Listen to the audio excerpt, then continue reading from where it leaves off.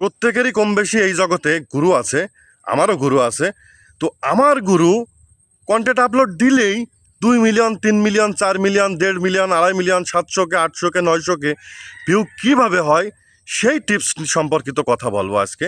যদি সময় থাকে শুনবেন, আর যদি সময় না থাকে শুনবেন না, সময় করে আরেকদিন দেখে নেবেন যদি প্রয়োজন মনে করেন তাহলে। আর যদি প্রয়োজন মনে না করেন তাহলে দেখার দরকার নেই।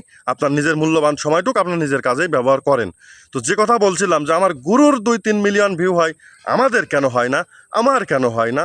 তো গুরু সবসময় আমাকে একটা কথা বলতো যে ভাগ্নে, সে আমার মামা, বলতো যে ভাগ্নে তুমি কন্টেন্ট এইভাবে আপলোড দাও, এইভাবে করো।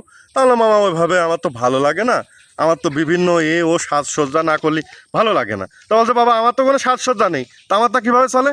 তাহলে না মামা তাও তো ঠিক। দর্শক নাকি পিছনে? হ্যাঁ দর্শক থাকো, সমস্যা নেই, দর্শক থাকাও ভালো। লাইভে একটা দর্শক পেয়ে গেলাম এখন এই কন্টেন্ট তৈরি করতে করতে, এও তো বিরাট ব্যাপার, কপালের ব্যাপার আমার। তো দর্শক আপনি কথা না বলে আপনি ভিডিও শুনতে থাকেন। তো যে কথা বলছিলাম যে আমার গুরুর 2-3 মিলিয়ন ভিউ হয়, আমার কেন হয় না? তো এই থিওরি অনুযায়ী কাজ করে সে আমাকে ক্যামেরা ধরানো শিখিয়েছে। সে আমাকে বলেছে যে তুমি একটা কাজ করবা, তো